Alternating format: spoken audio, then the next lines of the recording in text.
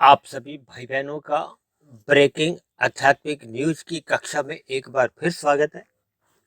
आज की चर्चा का विषय है गुणों का संग करने की स्वतंत्रता। यह गुणों से अभिप्राय है जो प्रकृति के तीन गुण हैं, तमोगुण, रजोगुण और सतोगुण, जो एक क्रम में नित्य आते हैं, प्रतिदिन आते हैं, जिनका संग करने के लिए हम सभी भाई बहन स्वतंत्र हैं। जबकि शास्त्रों में देखिए मनुष्य जोनि को ही एक स्वतंत्र जोनि भी कहा जाता है। हालांकि शास्त्रों में इसका कोई विशेष शब्दों द्वारा कोई वर्णन नहीं आता, क्योंकि कर्म जोनि है। कर्म जोनि का अभिप्राय है कि हम सभी भाई बहनों को, यानी कि हम जितने भी भाई बहन मनुष्य जोनि में जन्म लिए हुए हैं, हम सभी भाई बहनों को देखिए कर्म करने की स्वतंत्रता है। अब इस स्वतंत्रता के ऊपर ही हमें एक निर्णय लेना होगा कि यदि किसी को कर्म करने की स्वतंत्रता है और यदि उसको शास्त्रों का ज्ञान ही नहीं है, यानी कि वो कानून व्यवस्था को हो, कर्म फल व्यवस्था का उसको बोध ही नहीं है। देखिए एक साधारण मनुष्य यदि गाड़ी चला रहा है, उसको गाड़ी चलाने का सही सही ज्ञान ही नहीं है, तो फिर ऐसी स्थिति में वो अगर घर से गाड़ी निकाल के सड़क पे ले आता है, तो वो तो देखिए फिर उसकी दुर्घटनाएं होने की संभावनाएं अधिक बनती है। इसीलिए तो यातायात के नियम बनाए हैं कि हम स्वयं भी अपना वाहन सही चलाएं और अन्यों के लिए भी हम कोई बाधा उत्पन्न नहीं करें। यानी यातायात में होने वाली जो एक दुर्घटना है, उनका हम कारण नहीं बने। और यही स्थिति देखिए आपके हमारे कर्मों की है। हम सभी भाई बहन यदि स्वतंत्र हैं कर्म करने को, और आपके हमारे कर्म देखिए एक दूसरे को प्रभावित करते हैं। देखिए मैं अभी देश की और प्रकृति की तो बात ही नहीं कर रहा, मैं तो एक परिवार में ही यदि 5 सदस्य हैं, एक व्यक्ति का कर्म दूसरे पे एक प्रभाव डालता है, अच्छा प्रभाव भी डाल सकता है, बुरा प्रभाव भी डाल सकता है। अक्सर एक साधारण मनुष्य को ये प्रकृति के जो 3 गुण है ना, इनका कोई सही सही उसको ज्ञान नहीं होता, बोध नहीं होता। तभी तो उसके जीवन में देखिए ज्ञान के अलग अलग स्तर होते हैं। देखिए प्रकृति में कहा गया है, प्रकृति के ये जो 3 गुण है, तमोगुण, रजोगुण और सतोगुण, इनका एक आने का क्रम है। भले ही देखिए ये नित्य है। अब आपके मन में प्रश्न उठ रहा होगा कि नित्य भी हैं और इनके आने का भी क्रम है। क्रम का अभिप्राय है कि पहले एक गुण आता है, फिर दूसरा आता है, तो फिर नित्य और क्रम में तो फिर ये एक विरोधी बात आ जाती है। देखिए इसका अभिप्राय क्या है कि ये गुण तो नित्य बने रहते हैं, लेकिन एक समय विशेष में एक गुण की प्रधानता होती है, दूसरा गुण गौण होता है और तीसरा गुण अति गौण की स्थिति में रहता है। और दूसरी बात, इन गुणों का हम जितना जितना अपने जीवन में संग करते हैं, फिर उसका उतने उतने अनुपात में हमारे अंतःकरण में उनका रंग चढ़ता है। ये अंतःकरण क्या है? आपके हमारा सूक्ष्म शरीर, कारण शरीर, वैसे वैसे आपके हमारे संस्कार बनते हैं। फिर जैसे जैसे संस्कार बनते हैं, फिर वैसे वैसे ही आपके हमारे मन बुद्धि में उनके प्रति फुरने उठते रहते हैं। और फिर वही फुरने ही आपके हमारे स्थूल शरीर की कर्मेंद्रियों द्वारा भोग भी करवाते हैं और नए कर्मों को भी दिशा देते हैं। इसका अभिप्राय क्या है कि हम अपने मिले हुए जीवन में इन 3 गुणों का जैसे जैसे संग करते हैं, फिर वैसा वैसा ही आपका हमारा व्यवहार को हो, आपका हमारा जीवन को हो, या आपके हमारे कर्मों की एक दिशा बदल जाती है। देखिए हम सभी भाई बहनों को कर्म करने की स्वतंत्रता है। हम अच्छे कर्म भी कर सकते हैं। अच्छे कर्मों को देखिए शास्त्रों में पुण्य कर्म कहा गया है, और निषेध कर्म जो शास्त्रों में मना किया है, बुरे कर्म है, उनको पाप कर्म कहा जाता है, उनको मना किया है। और बुरे कर्म करने पे क्या होता है, देखिए जैसे यातायात में हम कुछ नियमों का जब उल्लंघन करते हैं, हम अन्य वाहनों के लिए बाधा उत्पन्न करते हैं, तो फिर आपके हमारे चालान कटते हैं। वही बात देखिए कर्मों के प्रति है। कर्म फल सिद्धांत बने हुए हैं। जैसे देखिए यातायात के नियम बने हुए हैं, वैसे ही कर्मों के सिद्धांत बने हुए हैं। देखिए नियमों में तो एक समय विशेष के बाद बदलाव की जरूरत पड़ती है। अब यातायात के नियमों के पहले चालान कम थे, यानी कि उनकी चालान राशि कम होती थी। अब सरकार ने उस चालान राशि को बहुत अधिक बढ़ा दिया है। वो इसलिए बढ़ाया कि उल्लंघन करने वाले लोगों की संख्या में कटौती हो।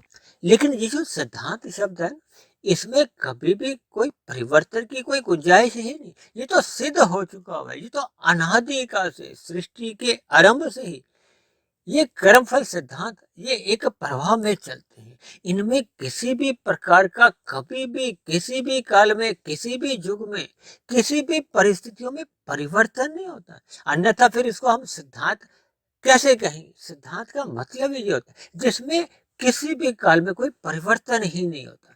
इसलिए हम अपने मिले हुए जीवन में अपनी मिली हुई स्वतंत्रता का यदि सदुपयोग करते हैं तो फिर आपकी हमारी जो कर्मों की जो एक बैलेंस शीट है, लेखा जोखा है, वो एक अलग दिशा में बनता है। और यदि हम अपनी मिली हुई स्वतंत्रता का दुरुपयोग करते हैं, पाप कर्म करते हैं, तो फिर आपकी हमारी देखिए कर्मों की जो लेखा जोखा है यानी कि कर्माशय है, वो फिर बिगड़ जाता है। इसीलिए तो शास्त्रों में बार बार जोर देकर कहा जाता है कि मनुष्य को अपने मिले हुए जीवन में सत्संग करते रहना चाहिए, यानी कि हमें सतोगुण का अधिक से अधिक संग करना चाहिए।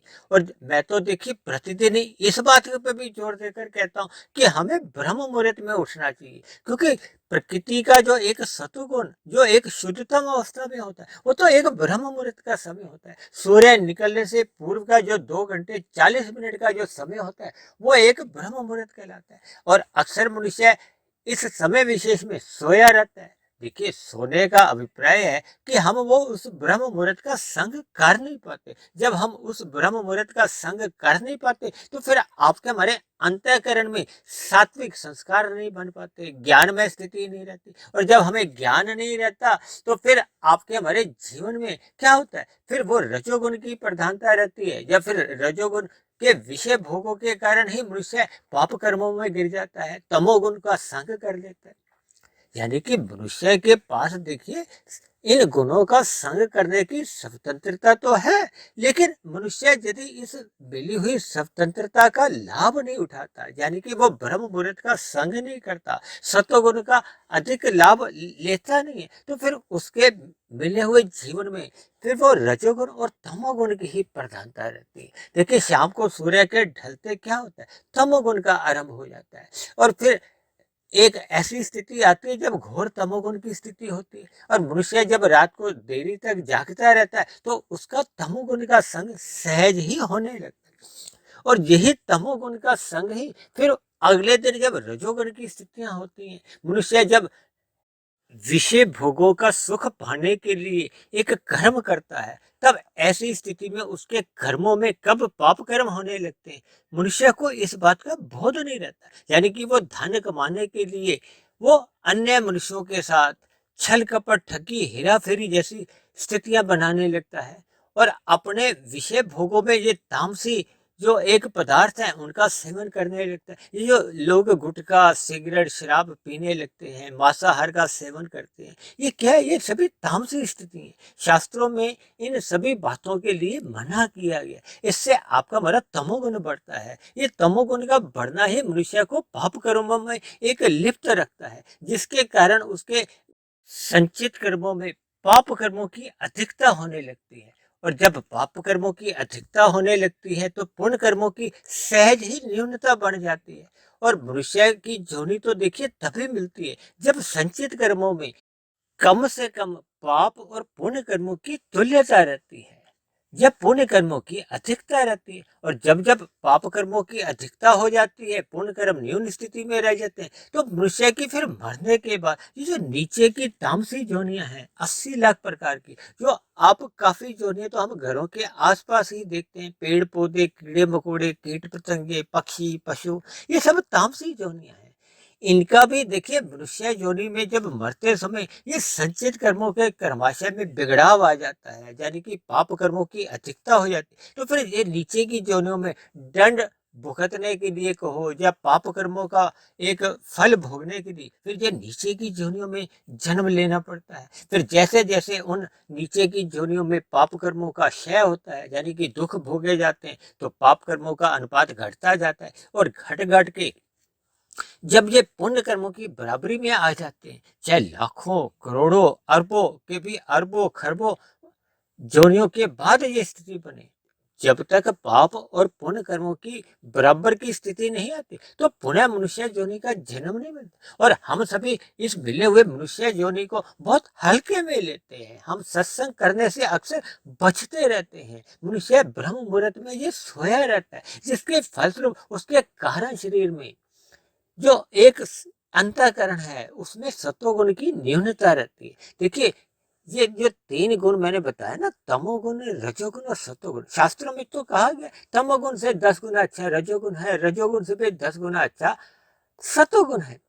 इसीलिए तो देखिए, मैंने गुणों का संग करने के साथ जो शब्द लिखा है ना, स्वतंत्रता, उसको मैंने सफेद रंग से दिखाया ताकि हम इस मिली हुई स्वतंत्रता का हम सदुपयोग करें। हम ब्रह्म मुहूर्त में अधिक से अधिक समय का लाभ उठाएं, ताकि आपके हमारे अंतःकरण में शुभ संस्कार बने और जो पहले के जो मनुष्य योनियों के हमारे जो अशुभ संस्कार बने हुए वो क्रमशः समाप्त होते जाए।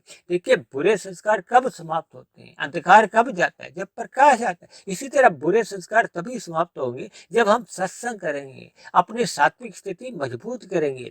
ये ब्रह्म मुहूर्त में उठने पर हम जितना अधिक शास्त्रों का अध्ययन करते हैं, इन सात्विक वीडियो को भी सुनते हैं, फिर आपके हमारा इन सुने हुए ज्ञान को या पढ़े हुए अध्ययन को हम जितना अधिक मंथन करते हैं, चिंतन करते हैं, शोध करते हैं, तो फिर आपकी हमारी सात्विक स्थितियों में एक मजबूती आने लगती है। और जब जब आपकी हमारी सात्विक स्थिति मजबूत होने लगती है तो आपके हमारी दिनचर्या में सकारात्मक परिवर्तन आने लगते हैं। हम विषय भोगों की गलियों में आवारागर्दी करने से बचने लगते हैं।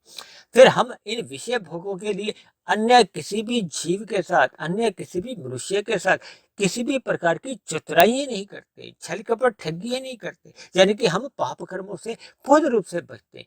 तो ये स्थितियां तो तभी बनती है जब मनुष्य अपने मिले हुए जीवन में सत्वगुण को अधिक महत्व देता है। यानी कि मनुष्य को दिन में रजोगुण का संग मात्र मर्यादा में ही करना चाहिए, ताकि स्थूल शरीर की आवश्यकताओं की पूर्ति हो।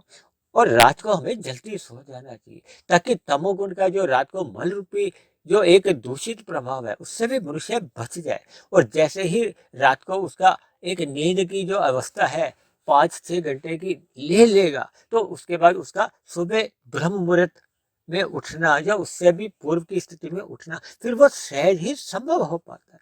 तब ऐसी स्थिति में वो ब्रह्म मुहूर्त का पूर्ण लाभ ले पाता है। देखिए, ब्रह्म मुहूर्त का पूर्ण लाभ लेने की स्थिति में ही फिर आपके हमारे जीवन में एक सकारात्मक परिवर्तन आने लगते हैं।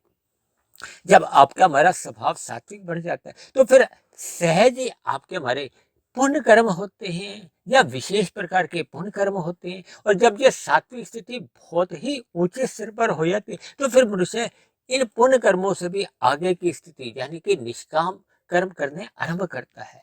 निष्काम कर्म करने का अभिप्राय है कि हम कर्म योग में स्थित हो जाते हैं। फिर कर्म योग से जैसे जैसे हमें परमात्मा का ज्ञान विज्ञान, परमात्मा की सुमुखता में एक गहराइयां आने लगती है, तो फिर हम ज्ञान योग में स्थित हो जाते हैं। और ज्ञान योग में जब हमारे आपके व्यवहार में परिपक्वता आ जाती है तो फिर हम भक्ति योग में स्थित हो जाते हैं। और भक्ति योग ही एक परम योग है, जिसमें आपके हमारे जो बुरे संस्कार हैं वो बहुत ही शीघ्र दग्ध बीज होने लगते हैं। जब बुरे संस्कार दग्ध बीज हो जाते हैं तो फिर आपके मन बुद्धि में उनके कोई फुर्दे नहीं उठते। जब फुर्दे नहीं उठते तो फिर आपके हमारे स्थूल शरीर की कर्मेंद्रियां किसी भी प्रकार के बुरे काम करने को बाध्य नहीं होती, पाप कर्मों से सहज ही बचे रहते हैं। देखिए, जब तक मनुष्य अपने मिले हुए इन गुणों का संग में सत्वगुण का संग अधिक नहीं करता, यानी कि अपने जीवन में सत्वगुण को प्रधान गुण नहीं बनाता, तब तक उसके जीवन में कोई एक विशेष बदलाव सकारात्मक रूप में आ नहीं पाता। देखिए, प्रधान गुण सत्वगुण होना इसलिए आवश्यक है। देखिए, जैसे प्रधानमंत्री है, प्रधानमंत्री किस दल का होता है? जिसका संसद में एक बहुमत होता है। और प्रधानमंत्री द्वारा कहो या उनके सरकार द्वारा जैसे जैसे कानून बनते हैं फिर वैसे वैसे उन कानूनों द्वारा ही सरकारें चलती हैं।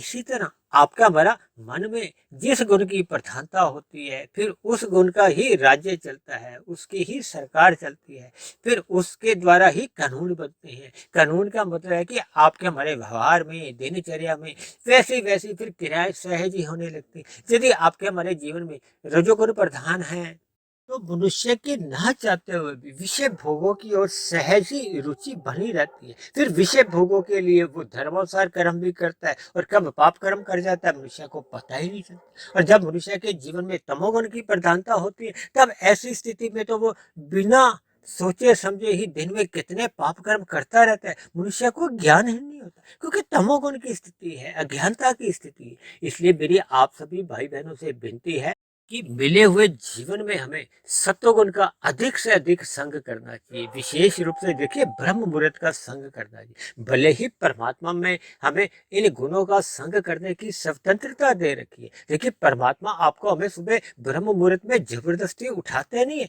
कि नहीं ब्रह्म मुहूर्त का संग करो। आपको हमें एक स्वतंत्रता मिली है, हम सो भी सकते हैं, जाग भी सकते हैं। तो इसलिए मेरी आप सभी भाई बहनों से विनती है कि मनुष्य जोनी सोने के लिए नहीं, भोगने के लिए नहीं, जागने के लिए मिली है। इसलिए मनुष्य को ब्रह्म मुहूर्त का संग अवश्य ही करना चाहिए। ब्रह्म मुहूर्त का संग होने मात्र से ही आपकी हमारी दिनचर्या एक सात्विक स्थिति में रहती है, और मनुष्य पाप कर्मों से भी बचा रहता है, और सहज ही उसकी आध्यात्मिक उन्नति होने के लिए उसको बार बार केवल मनुष्य जोनि ही का ही जन्म मिलता है। तो ऐसी सभी शुभ स्थितियां हम सभी भाई बहनों के जीवन में भी बने। इन्हीं शुभकामनाओं के साथ आज की चर्चा विशेष को हम यही विश्राम देते हैं। यदि बनी हुई वीडियो आपको ज्ञानवर्धक लगी हो, तर्क संगत लगी हो, प्रेरणादायक लगी हो, तो मेरी आप सभी भाई बहनों से विनती है कि इस बनी हुई वीडियो को अधिक से अधिक भाई बहनों में शेयर करें, ताकि समाज में एक सतोगुणी वातावरण का विस्तार हो। उस सतोगुणी वातावरण में हम सभी भाई बहनों का सुखमय जीवन बीते, परमात्मा में सदा प्रीति बनी रहे। और यदि बनी हुई वीडियो पर आपको किसी प्रकार की कोई शिकायत हो, आपत्ति हो, तो आप नीचे दिए गए कमेंट्स बॉक्स पर जाकर आप अपनी शिकायत भी लिख सकते हैं। तो चर्चा विशेष को अब हम यही विश्राम देते हैं। कल फिर मिलते हैं एक नए विषय को लेकर, एक नए संदेश के साथ। तब तक आप सभी भाई बहनों का बहुत बहुत धन्यवाद।